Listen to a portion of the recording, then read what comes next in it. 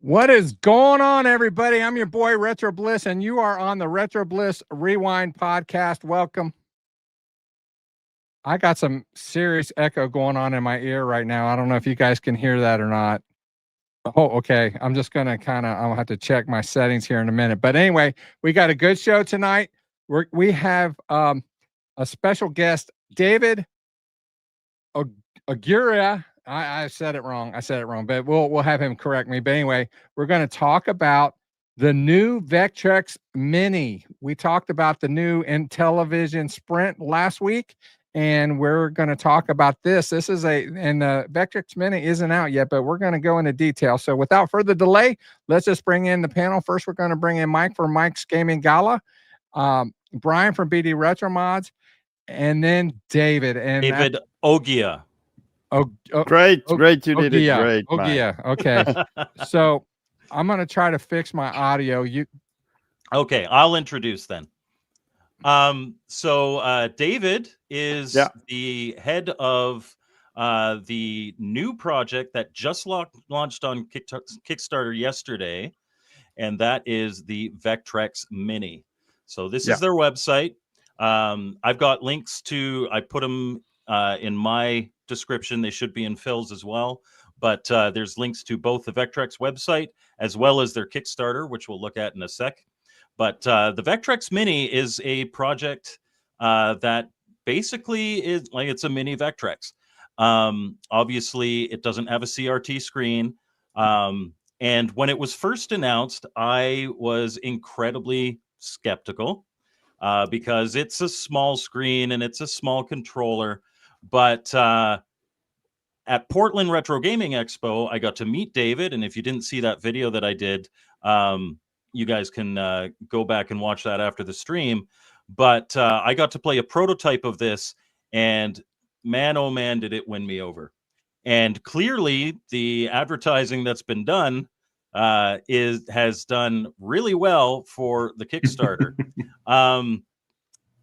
This launched at 10 a.m. Eastern yesterday, so it's been on for about 34 hours.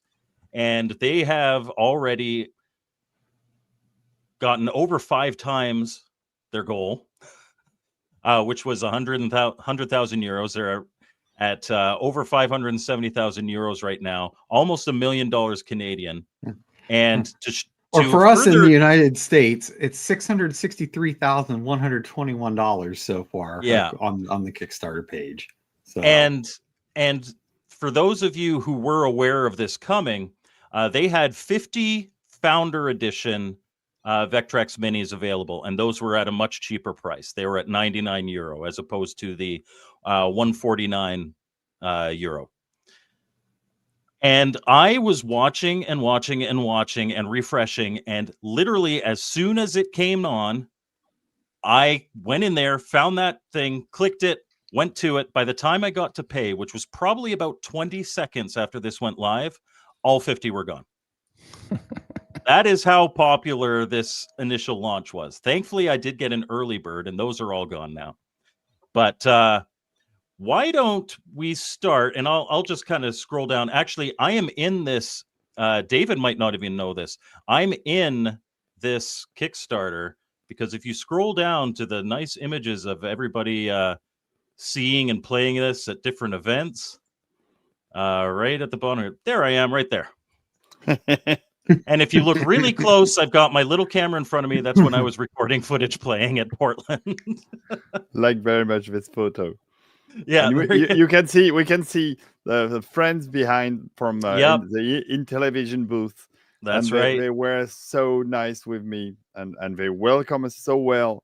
I'm so grateful of what they did for us. So everybody has been really nice since we started talking about the Vectrex Mini 4 months ago, and we have been so greatly welcome in Gamescom in Germany by Rene on the booth for the retro gaming.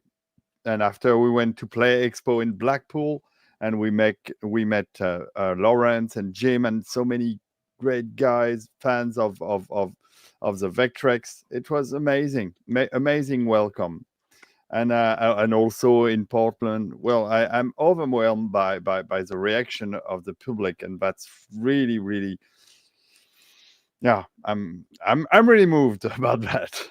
It's definitely something that seems to have really taken off, and I do know that a lot of people have their misgivings with crowdfunded stuff and Kickstarter and all that. I know. I've got many also. Yeah, and so the idea is that I'm going to let you explain the projects in a sec, but I wanted to get kind of right off the bat. The idea is that these will be for sale directly from your website after the Kickstarter. In a year. Yeah. So after the Kickstarter has delivered, which should be in about 10, 12 months. I think you said September of 26. Yeah, September 26. Yeah. So if you are really against Kickstarter and crowdfunding, I mean, obviously it's getting funded, so you can wait till then and order then. But why don't you tell us a little bit about the project? I know you've got one in behind you there. Well, I've got all my prototypes here, and yeah, the project was it's a long story, but it started 10 years ago with Julien, who's another French guy who owns a brand of Vectrex name, the Vectrex name brand, since 22 years, I think, 23 years. And it started something with an English guy named Anton, but he's really a great guy. And he programmed this application for the iPad early 2010 or 2011. That was named Vectrex Regeneration. I don't know if you you remember that application. It was a really great application with all the Vectrex games, and it works with this little cabinet that was connected to the iPad, and you can play with real buttons and a joystick, and it was wonderful.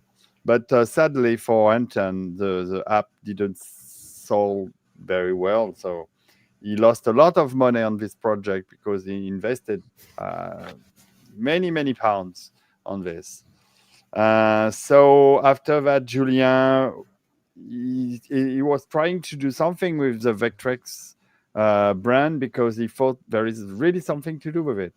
And that's where I met him 10 years ago. We were at the same hairdresser. So that's a true story. And we met there and we started talking. And Julien told me he's got this retro gaming brand, Vectrex. And I said to him, well, Julien, it's amazing. I really want to do something with it. And I remember it was 2015, 2016. The first minis start to come out, like the NES, the SNES, and all on the mini went on after that. And 4 years ago, I told to Julien, we have to do a Vectrex Mini, and that's when I met that guy. He has this YouTube channels, Retro Relics, and Eric, who lives in Corsica, a very nice place. He made his own Vectrex Mini for himself. And I contacted him and I said, you're the guy to do my prototype, Eric. And he did this one. And since then, we took 3 years to elaborate everything before starting to talk about freely on Facebook, on the Vectrex Fan Unite group that really combined all the fans of the Vectrex, the hardcore fans on the Vectrex. So it was only five months, perhaps 4 months ago, but no, 5 months. I think we start talking about that really. Yeah, when I look at your timeline here on the Kickstarter, this started way back in 2021. Yeah. And we're exactly with Julien. Only right here now. Yeah. So can I interject with a question? Because of course, I know that we're going to have a lot of questions about this, especially with the Kickstarter. I don't know a lot about the Kickstarter process. So I know that Mike had talked about trying to get in the first 20 seconds to get the whatever edition it was, and then but he was able to get in later. What is the benefit to someone to contribute to the Kickstarter, and how does that work? Okay. For everybody can create his own Kickstarter and launch his idea and try to get funded to get money to do it. It's the principle of pre-sales that helps to make a virtual project becoming a real project. My philosophy for the Kickstarter is to thanks the guys who's gonna back all this project, all the contributors, all the backers, by offering them the Vectrex Mini at the lowest price possible. So 149 euros. I don't know exactly how much is it in dollars, but it's less than $200, of course. Is the best price to get the Vectrex Mini. When it's going to be sold, when it's going to be sold on our Vectrex.com website, it's going to be a higher price. Perhaps it's not going to be much, perhaps 10 euros or 15 euros, but it's not going to be the same price.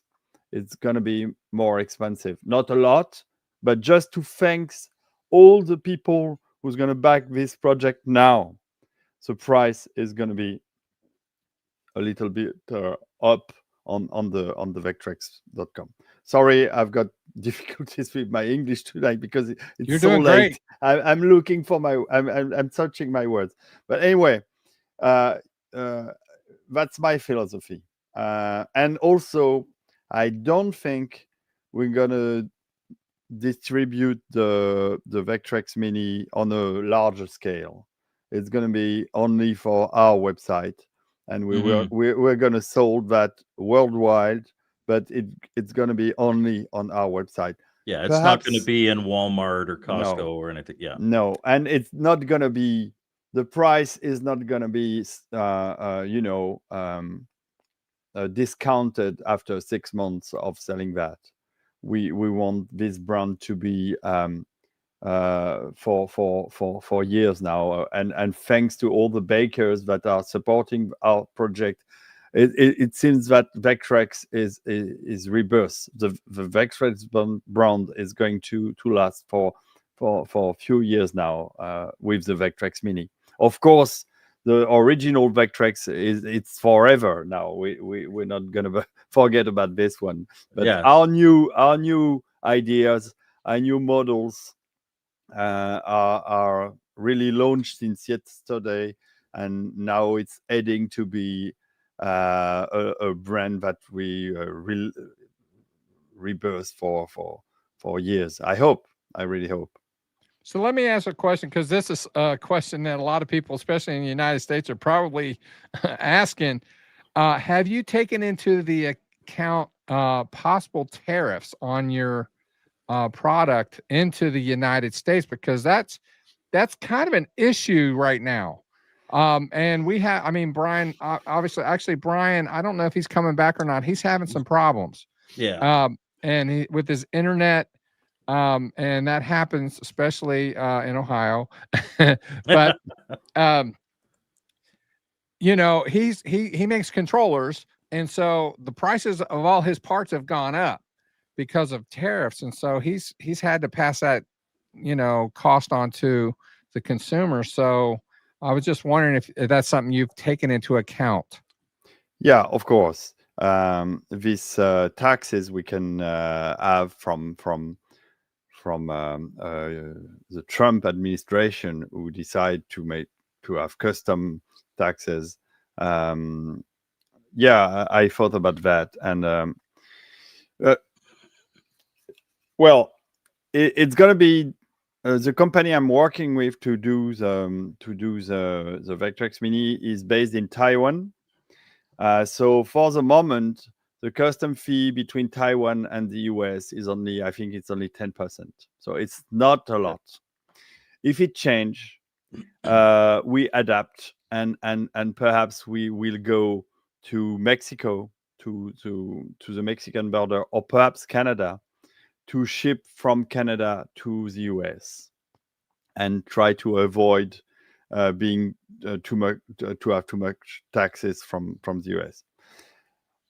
This is but the actual production process, it's not using anything that would be subject, like the actual manufacture of it would not be hit by tariffs. No, because it's not being manufactured with anything involving the US. Exactly. I mean, aside from tariffs that are like normal, like customs and duty that are like pre-existing. Yeah, no. There is a lot of issues and possibilities and things we have to set up until we going to mass production next summer, because the prototype you tried, and Sean Kelly was right. He said it's not even prototype. It's a concept. You made a concept to explain what you want, but it's not a real hardware. It's only 3D printed. It's not mold. It's not even a prototype, he said. And he is right. And it was not nice to hear, but it is completely right. Let me interrupt you there for a minute. And I missed at the beginning because I was having some audio problems, but I don't know if Mike mentioned, but we've done a lot of podcasts here, and we've talked about a lot of consoles, mini consoles, regular consoles, that kind of thing. And we did one not long ago on the regular Vectrex. Yeah. And the subject of the Mini came up during that show. And when it did, Mike was quick to say, he knows what I'm going to say. He was quick to say that he didn't think that it was going to be for him, and that it wouldn't be the real Vectrex experience. But then he told me when he came back from PRGE that his mind had changed 180 on that. And I don't know if Mike wants to explain, elaborate on that already. Yeah. Okay. Yeah. He did mention that. It was, So I'm I mean, sorry. not to that degree. But, I'm trying to get him in trouble is what I'm trying to do. Yes. Yeah. And I think you may be succeeding. Okay. No, it's, but like I went from, what's the point, to oh my God, I want one of those 99 euro ones. Like that. And it was just experience that prototype. The price of 150 euros is because I'm not sure of everything on this project. It could have been 10 or 20 bucks lower, but it's there is so uncertain things we need to set up, and the development costs a lot. In Taiwan, they ask between $70,000 to $100,000 to only develop the real thing and make the first one. Yeah. So it's a lot of money. It's a lot of work ahead of what we have to do before going to mass production. But we are confident we can do it because I think we choose the right option. That's a question that comes up every time. Why did you do a mini instead of the big one, like the original one? Yeah. And the answer is linked to the difficulty of doing such this kind of console. We need to do one and try one, and the mini is a nice homage to the original one. And I think it's going to be a classical mini console that's going to last for many years. I'm very excited about this because I emulate on my channel when I can do it. You guys know why I'm not streaming these days a lot, but I do emulate a lot. And the Vectrex is something I actually just got my first one not long ago. I'm falling in love with it. I'm finding out about all these games and everything. And I found out that there's going to either be an HDMI out or a USB out to HDMI on this console so that you can put it on a larger screen. So it doesn't, and multiple controller options. So you don't have to, you're not tied into that little screen if you're not happy with it. Exactly. That actually leads to David, why don't you tell us all the features that you've built Yeah, into this? of course. So that we Yeah. can kind of have a thing. And then I've already got some questions from the chat, especially from a gentleman here named Keen for Retro Games. Okay, that's a 5-inch OLED screen. So I've been asked OLED, AMOLED, QLED from Samsung. Why not? I've tested around 20 different kind of OLED screen, and they are all different, and they are all interesting. We don't know yet which one we're gonna choose, because we're gonna test more and choose the best one we think is gonna fit on the Mini. So 5-inch OLED screen. On the front, you have the volume button.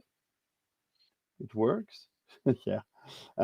You got a DB9 port that you can connect here as the original Vectrex controller, the big one. You have a USB port, just like here. So the USB port allows you to connect any kind of USB joystick like this one. And this one is really great. It's an 8-bit DO joystick. All the 4 buttons works instantly. And also the analogic button works really well. So just to clarify, because I did not realize this till you just said that. So this is going to have an original controller port, so we can use original controllers or aftermarket controllers that, like in my case, I made. Shameless plug. So, somebody didn't watch my video on the Vectrex Mini, Brian. yeah, exactly. Here is where you. Okay, I'm sold. I'm buying one after the podcast. Thank you. This is where you put the SD card. And I don't know if you look at the pledge, the stretch goal. Perhaps you can show us the stretch goal on the Kickstarter page. We are going to release some stuff just for this port. Yeah, that's it. There's going to be a fake Vectrex cartridge. So it's going to fit here to simulate that you put a cartridge into the fake cartridge port. It's gonna be cute. Really, it's gonna be cute. So also there will be a video out just right here. So for the moment it's a hole, but it's gonna be a video out, I promise. And it's gonna be powered. For the moment, it's a standard C7 plug on the electrical power. But it's going to be USB-C powered. So you can use any kind of battery, external battery, to convert your Vectrex Mini into a real portable console. You can bring it with a small. I tested it; it works. And so for the features, the interesting thing, if you connect the video out, we will have a small button behind, and you push the button.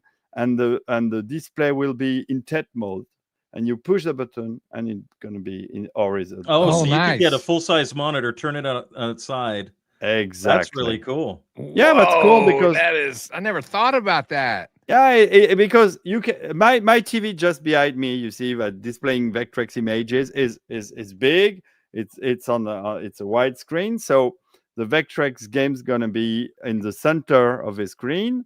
And fits in the center of the screen. But I've got also, I don't have one here, but I've got also many monitors. Yeah, I can show you.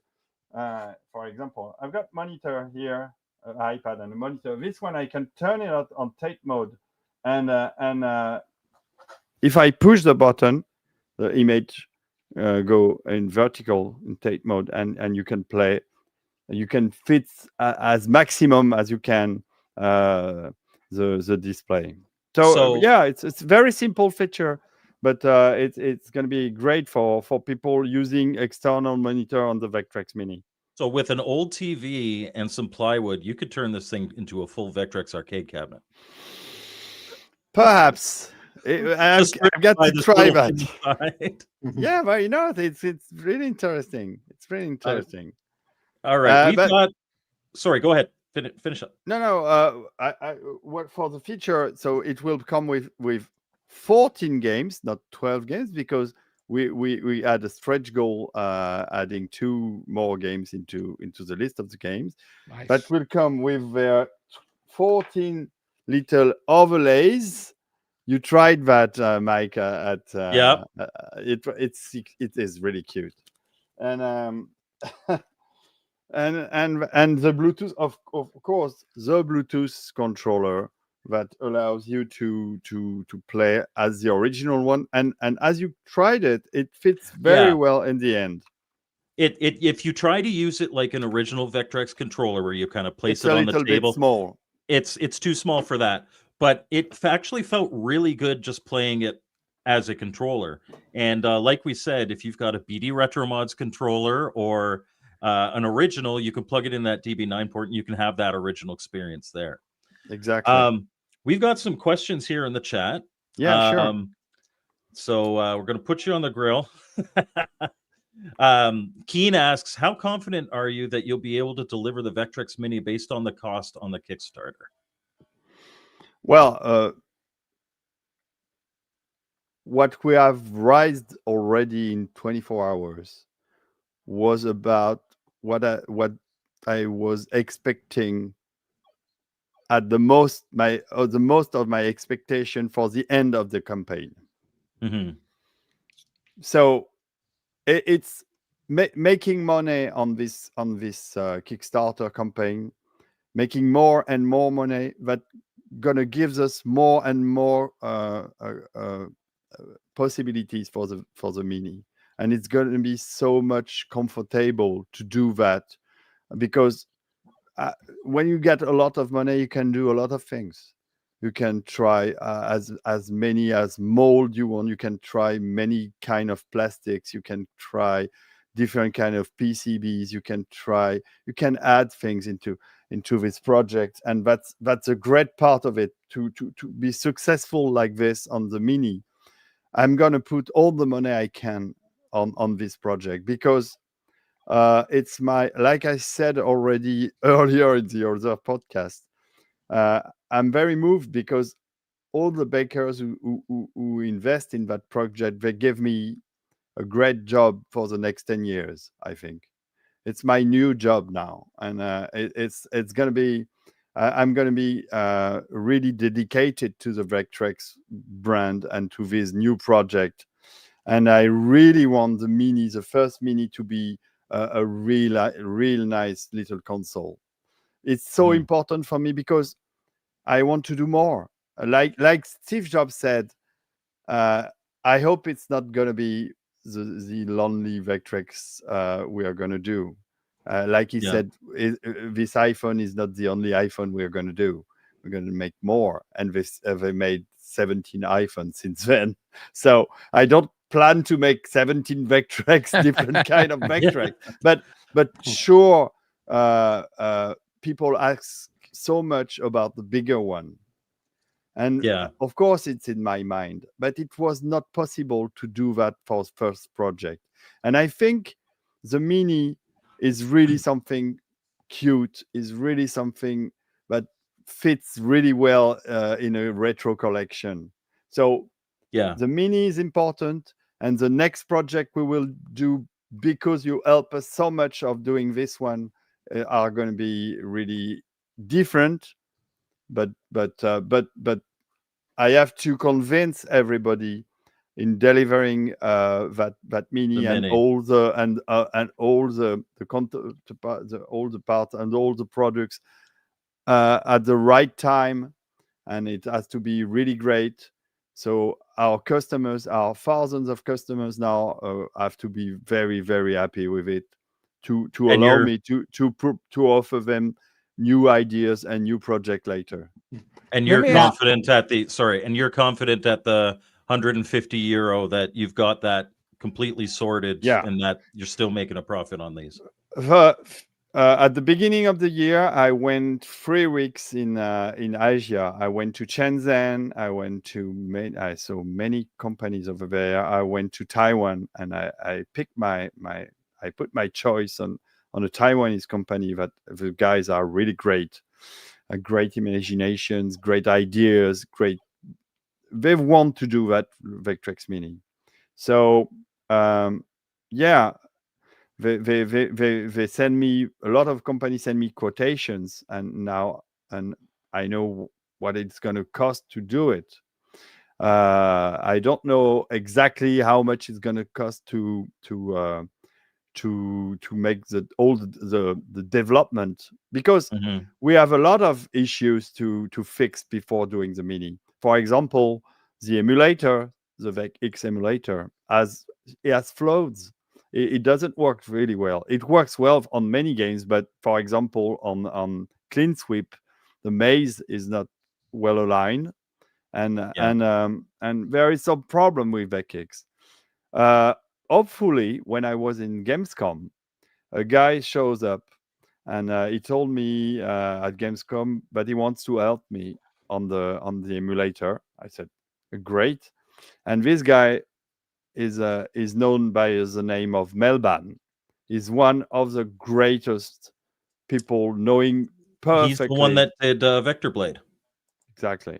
Yeah. He knows exactly how to program the emulator, and if offers us to help us adapt it to the hardware we want to do, and all the problem, and help us solve the problem, like the speech of Spike and Molly. There is some synthesized voices that doesn't work on the emulator. We have to fix all that before doing it for the Mini. So you're talking about the emulator. I emulate, like I said, and one of the emulators that I use for the Vectrex is called Vectrex Online. So you're probably familiar with that, and I'm sure. Do you get your emulation from programs like that, or through? Yeah, we use VecX. That is a core emulator that works on Raspberry Pi, and we use the Elder God of Vectrexia.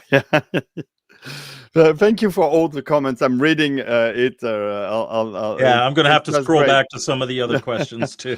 but yeah, because I saw a question about the UV overlays, and we have to talk about that. But anyway, I don't know where I was, but yeah, the core emulator. I'm not very good in all the different kinds of emulators. I let the programmers do that, but we're going to take something that is already on the shelf and try to increase the possibilities to fix the bugs, and to do something that works pretty well with our hardware. We choose to go working on a ESP32 that is not a very strong processor, but I think it's really enough for Vectrex emulation, including homebrews.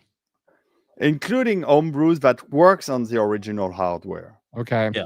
Because you have some homebrews that has some more electronics in their cartridge than the original hardware, and you can't emulate that. But if it works on the original hardware, it will work on the Mini. And if we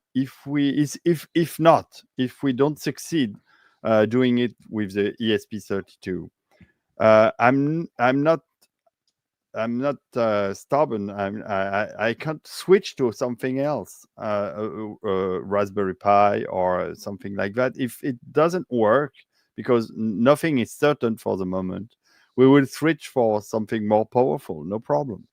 So and the money we get from the bakers are gonna allow us to test a lot of stuff. So after the Kickstarter, I think I'm gonna flew to Taiwan for a few weeks, and we're gonna test, and we're gonna program, and we're gonna make some and that's the great thing with Kickstarter. I can make a report every day on the Kickstarter page to get people updates. And I hope, guys, you will invite me when I will move to Taiwan to talk about how it works over there, to explain how we do things really. And it's just amazing. I'm discovering that because I was an editor before.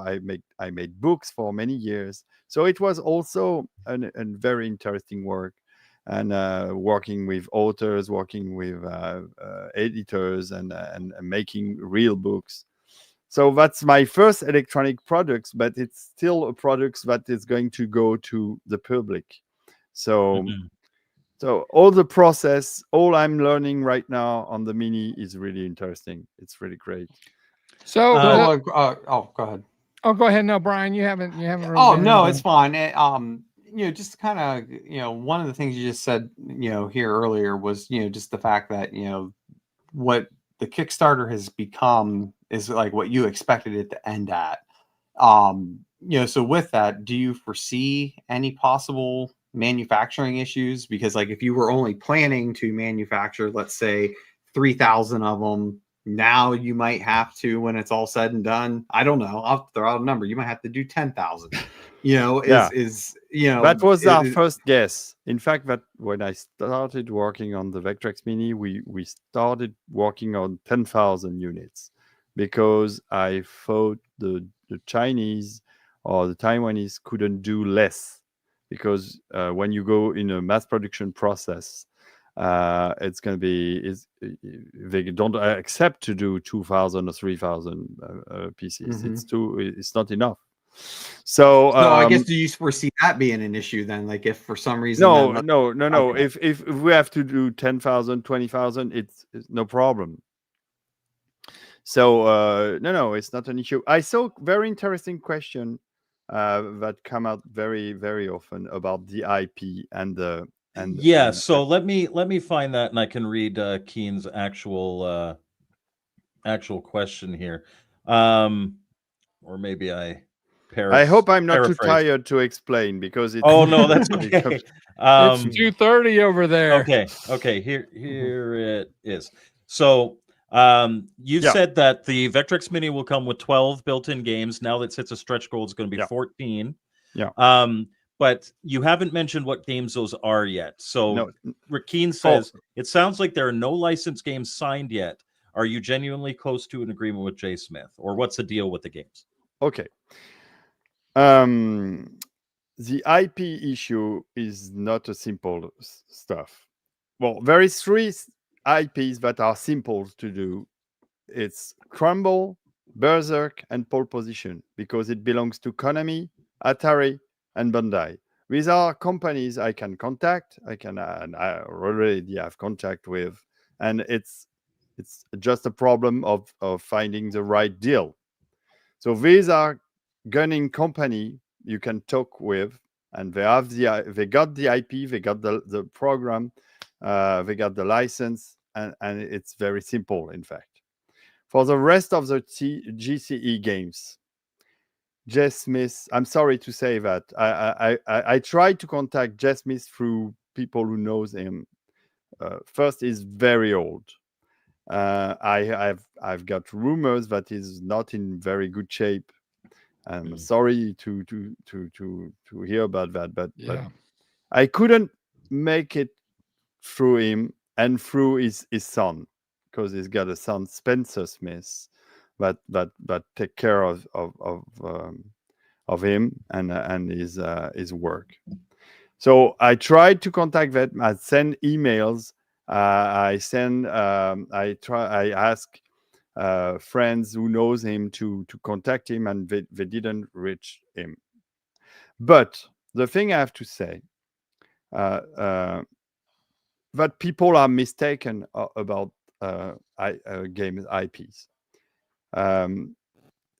I think Jay Smith doesn't own anything, because this IPs, this game IP, belong to his company, not to him. He's not the programmer behind the games. He has people who programmed it at that time. He was the lead manager of the Vectrex design, of the Vectrex development, and probably also of the list of the game. But he was not the programmer of the game. If he doesn't sign the game, not on. Any GDC games, nobody can tell me who is the programmer behind these games. So the IP belongs to the company, but the company was sold to Milton Bradley in 94, and Milton Bradley has been sold to Hasbro. And hopefully, I work with Hasbro since 20 years now with my edition company. So I know a lot of people at Hasbro. And of course, I asked them about Milton Bradley and GCE. And the response was very simple. What? What do you say? Who? Who is that? So they really don't care. And I'm not sure they really still knows about these companies they own 20 years, 30 years ago. So I'm sorry to say that, but I think people are really mistaken about what J. Smith and Spencer Smith got. Because Julien, who owned the brand, was in contact many years ago with Spencer Smith, who claimed to have rights upon the Vectrex games. And Julia said, great, no problem. Show me your papers. Show me what you got. Because anybody can say, I own the IP for this or these games or this stuff, but you have to have papers, ownerships. You have to keep a brand in US, you have to pay every year to keep the brand. It's not free. If you want to keep a brand, you have to pay for it. So I'm ready to pay something to J. Smith or Spencer Smith because he was the creator, and I've got very much. I admire him very much, and if I can get in touch with him, I'm ready to make a deal with them. Why not? Because it will be such a wonderful thing to have them endorse this project. But really, I'm not sure. I can't be sure, but I don't think they own anything on the IP of the Vectrex, and that's not that's very common in industry, and even in when I was an editor, we have a lot of problem finding the people who own the right for the translation of the text from English to French. In France, a translator is considered like an author, so he has rights to have to get money on the translation when we published it. But sometimes when it's old books, old text, you can find the agent for the author, even if the author is dead, because the agent still a deal for his legacy. But for the translator, sometimes it's very complicated. So we can't find it, and we put a disclaimer in the book. If you own rights for the translation, please contact us, and we make a deal. And that's what I'm going to do for the GTE games. I'm going to put a disclaimer in the box, in the owner's manual, and if somebody have claims for the GTE games and for the IP of the games, no problem, we'll make a deal. But I didn't find anybody to answer that question really seriously. It's not well. Yeah. And I'm sure you've gotten legal advice on that too. Of course.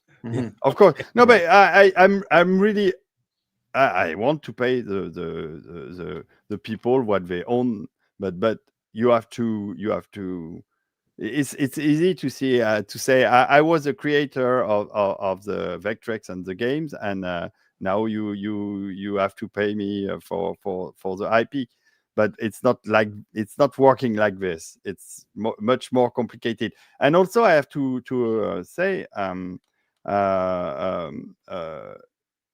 right, for the Vectrex IP revert to Smith Enterprise dissolution according to term. But as I said, thanking for the explanation, Smith Enterprise doesn't exist anymore, and also they are not. I wasn't not able to contact them. I tried 3 times. I sent mails. I tried people who know them to contact them, and no answers. So do I have to stop everything because the probable owner of the IP doesn't answer? That's too bad. But with that said, though, and again, we're not supporting anything per se, but it's just at the end of the day, there's a micro SD slot for a reason, right? Yeah, of course. I mean, I mean, we'll just leave it at that. There's a micro SD card slot there for a And reason. for 3 games, Konami, Atari, Bandai, I can assure you I'm working on this IP. Okay. Seriously. I have a question.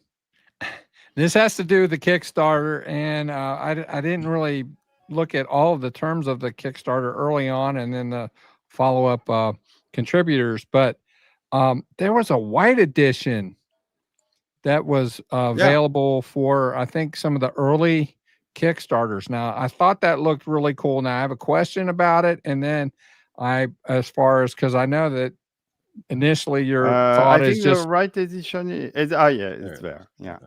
okay. So the question is, after the dust clears and this thing is in production, do you see, if you get enough demand or inquiries about it, selling a white and a black version? And if you do the white, I have because I'm new to the Vectrex. I'm finding that having a black case in a darker room works really nice.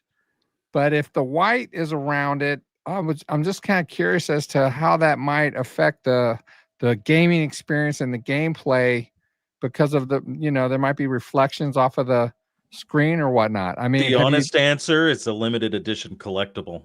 It's a reason. Right. And that's my point. Some people may just get them just to put it on a shelf. I don't have it right here, but it's very close. Yeah, I see. Tread carefully on IP. Yeah. I'm doing really. I'm doing my best. I've got lawyers working on that, and it's always something complicated. And of course, we care about IPs. I told you I was an editor, so authors deserve to be paid, and people who owns rights deserve to be paid.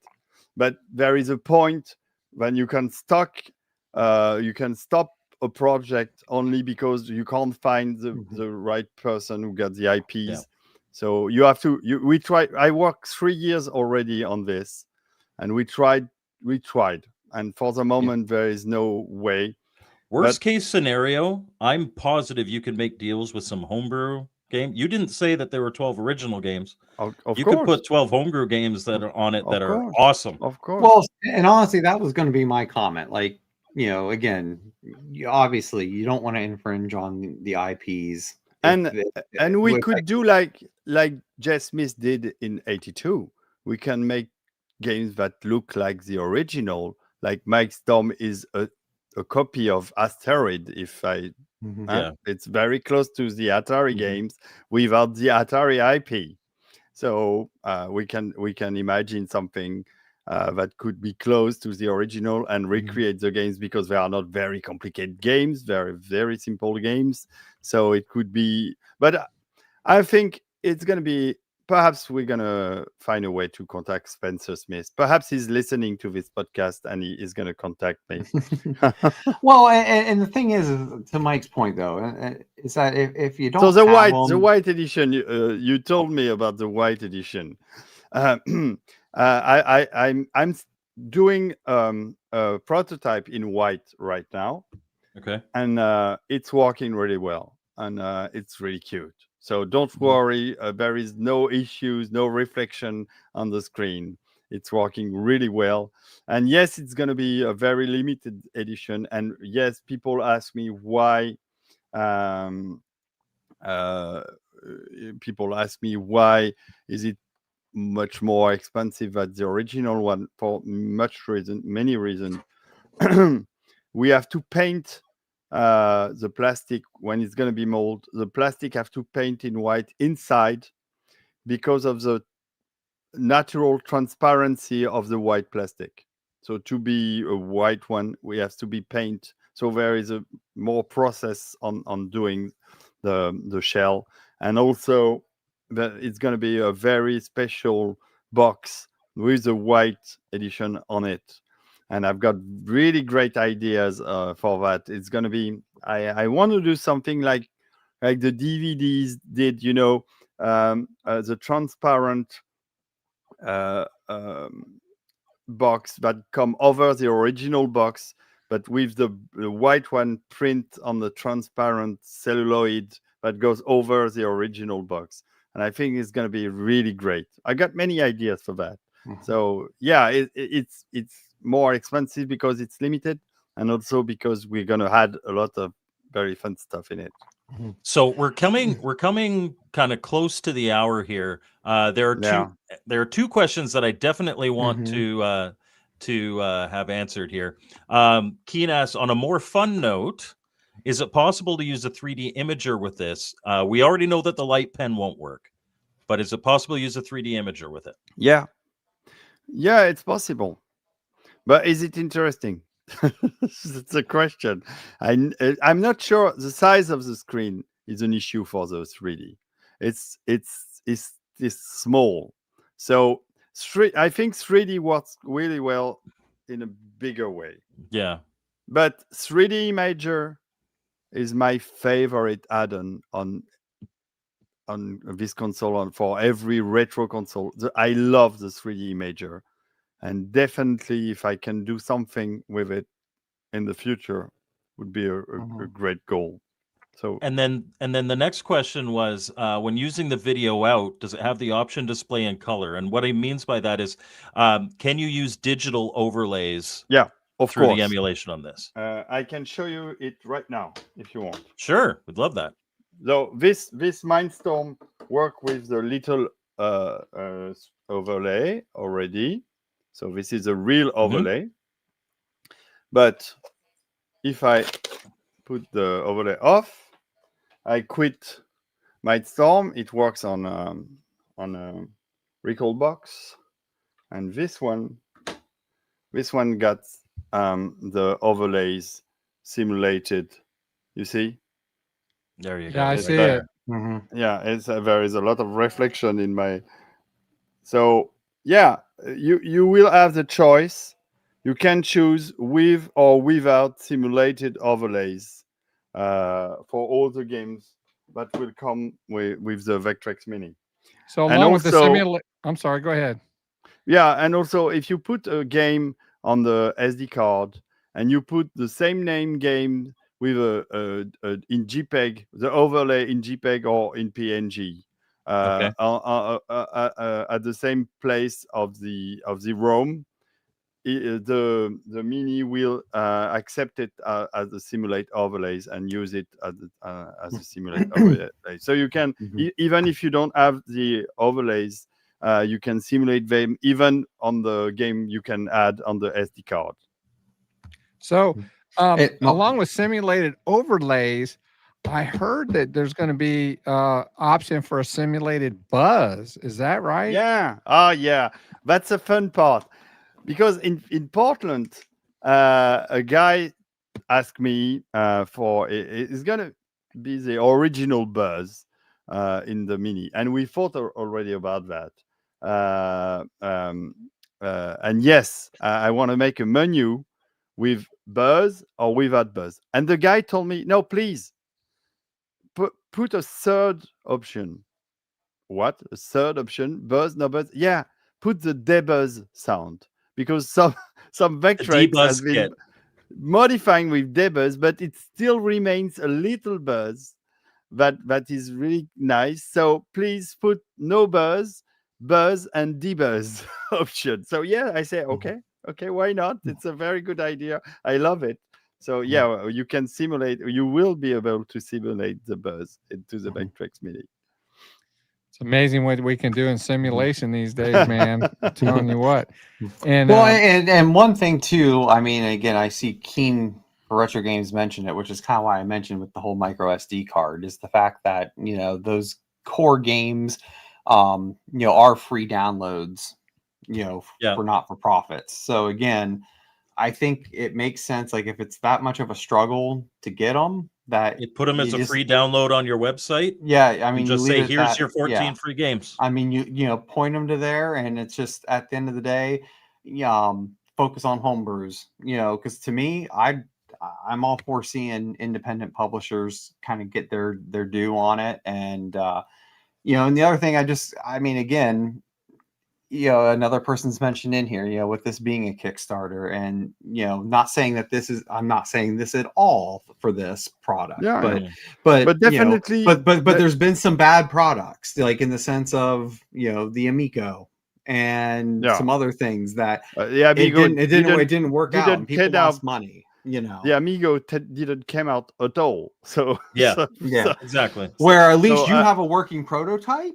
which is more than the Amico ever had for most of its incarnation. I saw one Amico in real at Portland. That was amazing. And I don't think he's renting any offices and buying but it doesn't furniture to put in there either. So Tommy, but you're right. Valerico, we don't have on the show tonight. To be really serious about this IP stuff. That's why since the beginning I didn't say the list of the original games that will be in the Vectrex. That's why, because I really understand the problem, and if I can't get an approval from Spencer Smith or somebody who can say to me, you can go on the GC games, we're gonna go on homebrews, remakes, or things that doesn't put GCE IPs in fraud for the you're going to protect yourself. Of course. And really, if I can get my hand on Scramble, Berserk, and Pole Position, that would be really great for the players, because Scramble is probably the best game on the Vectrex after Mindstorm or like Mindstorm. So, but I really want to have. Well, I know you're a big fan of Spike. Yeah, I really want to ask. When it was pretty funny in Portland. I was playing some and recording some Mindstorm. He's like, please play this one. This is one of my favorite games. Play this one. And I went and I played Spike. And honestly, I was better at Spike using that little controller than I was with a real one. Mm-hmm. Yeah. I tell you what, this has been a very informative show tonight. There are links in the descriptions. For those of you who don't know, we simulcast this show on Mike's Gaming Gala as well. There are links in the description where you can check out the Kickstarter. You can go to the website, check out the Vectrex Mini. Do you have a contact option on the Kickstarter page? Yeah, well, in fact, there is a link tree. If you look at our social network, there is a link tree with all the contact you can find. But on the Vectrex.com, there is a contact form, and you can send us a message. And it's very easy, and we try to answer. Well, since yesterday, like for the moment, I've got. For 81 new message in my Vectrex official Gmail. So people can get a hold of you if they have a question. You try to, but it's gonna be difficult to answer to everyone. Right. Yeah, I would say that using the links in the description, that links to their website and to their Kickstarter. All I can say, and we talk about IPs, and we kind of got in the mud with a bit of that. My initial thought when I heard about this project was, it's not for me. And then I literally played it for maybe 20 minutes, and you had a guaranteed sold from me. Whether you join the Kickstarter or let's put it this way. Vectrex, David here, has never sent me any product, has never sent me any money. I do not own stock in anything. I will. I don't own stock in anything that he's doing. It does not, if it's not for you out there, that's no skin off my back. But I think you can trust me when I say when I played that prototype, I absolutely loved it, and I certainly see the potential in it, and it won me over. So that's my thoughts on the project. And I'll echo it too, because I know we're about here at the end time, but with that though, it's just like, I'm kind of over the whole mini thing, because the problem is, and like you've even noted it in your Kickstarter campaign, is just that I get it, I open it, I maybe play it 1 or 2 times and then I'm over it, or it's not even been opened and it's just sitting on a shelf. And um, but I am intrigued with this one, and it's because of the fact that a regular Vectrex is just not obtainable for so many people nowadays because of how expensive they are, and they're not getting any younger, and they're harder to fix than other things of that time period. And so the fact that you're having a device that has modern tech in it, it is an emulation device, but for something like the Vectrex, that's okay. And that's what I think. And you have DB9 port, which, yes, I didn't see Mike's video. I've been busy. And but like, to me, that's huge, because like I get scared every time I turn on my Vectrex to test a controller I make for someone. It's like, is this the last time it's going to turn on? I mean, and it's just I love the idea that it can hook up to a TV, and you can go that way as well. I'll just stress, though, it's going to be probably more important than ever. And again, not that it's your fault, but it's just, unfortunately, there have been other products ahead of you that have failed. And it's going to be important to make sure that communication's kept up with people, so people don't start to get scared, or they don't think it's going to go through. That's why I'm here. And I've been always saying yes to all interviews. I'm trying to answer everybody. It's important to be into the project and to go. That's why we went to Gamescom, to Play Expo, to Portland, and to the Paris Game Week. And next week, for the English audience, we will be back in Crash Event, and we'll go to the south of France at the end of the month. So I'll be going around showing the Vectrex Mini and showing the passion we put into that project. So, and the other thing, with how successful this has been, I think one of the downfalls of at least like the Miko is just focus on the basics. Deliver this first console. Exactly. After that, people will trust you. Exactly. That's the idea. Turn off the noise. I did post a poll at the start of this stream. Cool. Just in my chat. Will you be getting a Vectrex Mini? We had 28 votes and 68% came back yes. Cool. So that's pretty cool. That's really nice. I'm overwhelmed, but everything is happening really great. So I can't say I'm not pleased. It's just amazing. And as I said, these guys, all these bakers, they gave me a new job for the next 10 years, I hope. So that's why you're right, Mike. We have to do our best on the Mini to convince people that the next product will be even better or even more interesting. And the passion is there, so I think with that, just knowing that you've reassured people that you have the passion for it, that this is going to happen. This is going to happen for people. So, David, thank you so much for being on the show tonight. And thank you for staying up. It was at the start, it was 2 a.m. in France, it's right? 3 a.m. now. It's 3 a.m. now. The night is going to be short because I've got my little girl who's going to school at 8 tomorrow. So, oh dear. Well, we'll let you get to sleep very soon. No problem. It was really, really great being with you guys. And thank to all the audience in the chat for all the questions and all the concerns for the IP and everything. And I'm really glad, because this is something very important to me, not saying any lies, not saying any bullshit. I always say what I think. I always tried my best, and that's it. I'm like this, and since many years, I've been conducting a lot of projects, and that's what I like. I like to do things. So I'm trying to do my best on this one. Yep. Well, we're anxious to see. It's all good vibes, and we wish you the best of luck, sir. Absolutely. So, everybody, thank you so much for tuning in tonight and listening and watching, however you do. And David, we would like to have you back on when this thing starts happening. You said something about going over to Taiwan or China or something. details. Yeah, That's, you know, we like to scoop people if we can on this show. Yeah. So if we can get some information, that would be great. So with that, you guys, thank you for tuning in. And we will see you next time on Retro Bliss Rewind. Hang tight, Dave. Don't leave me. All right. See you guys later. Bye.